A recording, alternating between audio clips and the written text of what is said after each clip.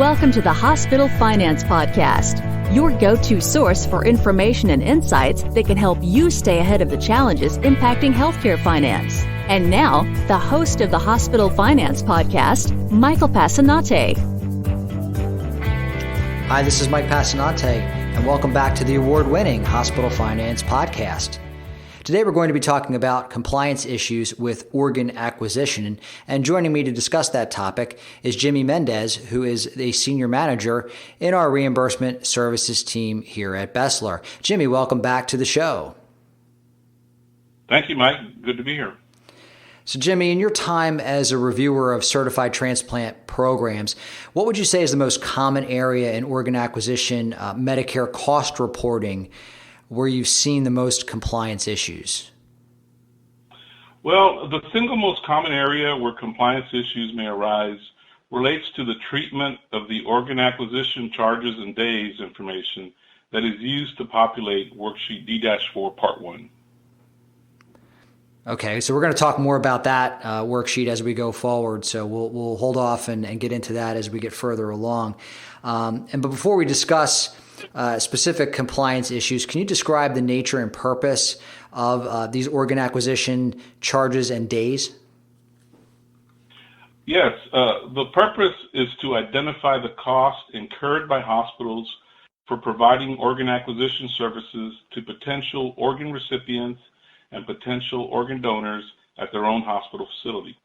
The regulations stipulate that when a hospital provides organ acquisition services to potential organ recipients or donors, the related charges and days should be accumulated on a cost report cost center basis and placed on Worksheet D-4 Part 1, where cost to charge ratios and cost per diems are then utilized to establish the related cost.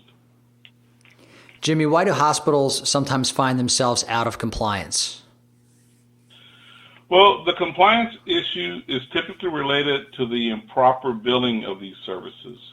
The charges and days we have described should not be billed to Medicare when servicing Medicare beneficiaries. Medicare requires that the necessary costs to validate transplant candidates and prepare a recipient or donor for transplantation be reimbursed via the cost report and a cost reimbursement basis and not be billed to Medicare directly.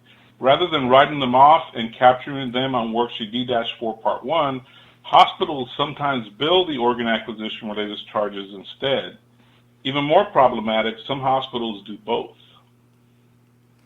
I see. So we've discussed services that should not be billed. What are some services that should be billed?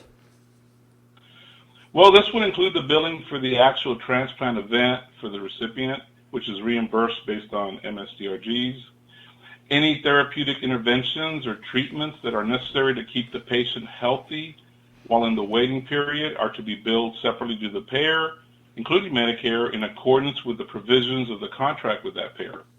Charges for services occurring subsequent to the transplant event, known as post-transplant services, should also be billed. These are reimbursed via APCs by Medicare. Conversely, though, the organ donation stay for the donor is considered organ acquisition costs and should not be billed to Medicare directly, but captured as organ acquisition instead.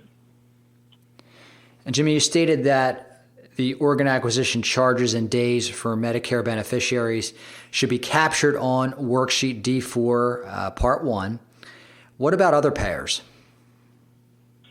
Well, Mike, their charges and days should also be captured and on Worksheet D-4 Part 1. The reason being that once charges and days are converted to costs via the use of cost to charge ratios and per diems, a Medicare ratio is applied to the costs to determine Medicare's share of these costs. If you don't include all payers, then the calculation will underestimate Medicare reimbursement. So Jimmy, given all that we just talked about, what steps can a hospital take to curtail compliance issues? Well, most hospitals have a flagging process in place, and if they don't, they should, where a patient who has been referred to the transplant program is identified and flagged with a unique identifier during the registration process at the hospital. Ideally, Charges and days for these individuals should be held in suspense until someone reviews the data and determines whether the services were organ acquisition related or medical management / treatment type services. In other words, determine if the charges would be written off and captured for inclusion on worksheet D-4. Whether to bill or not is also determined at this point. The challenge has been devoting resources to this process. An additional obstacle has been identifying individuals that have a grasp of both the financial and clinical components of this charge hold process. Often the process of compiling the organ acquisition logs occurs at the time of the cost report preparation, and by this time, improper billing may have already occurred, and proper steps to rectify the error don't always take place. It is our opinion that capable individuals should be identified and trained to handle the charge hold process, and hospitals should allocate the proper resources to this process, which for larger facilities could mean a fully dedicated FTE. However, hospitals should consider that the cost of these positions are themselves organ acquisition costs and, therefore, cost-based reimbursed. Jimmy, what steps should a facility take if they determine improper billing has occurred? Well, corrective action would potentially require rebilling and refiling the cost report and the return of any overpayments. A corrective action plan to avoid a repeat of the issue should be implemented.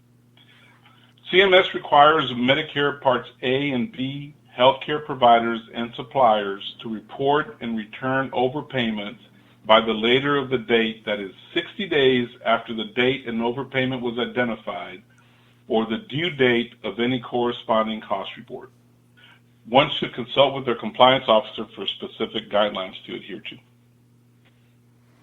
Thank you, Jimmy. And for those in our audience, you may have already guessed Jimmy is an expert at Medicare organ acquisition reimbursement. And if you do have any questions or would like to understand more about what BESLER might be able to do for you in that area, please feel free to drop us an email at update@besler.com. Jimmy, thanks so much for joining us on the podcast today. Well, you're welcome, Mike. It was a pleasure. This concludes today's episode of the Hospital Finance Podcast. For show notes and additional resources to help you protect and enhance revenue at your hospital, visit besler.com/podcasts. The Hospital Finance Podcast is a production of BESLER. Smart about revenue, tenacious about results.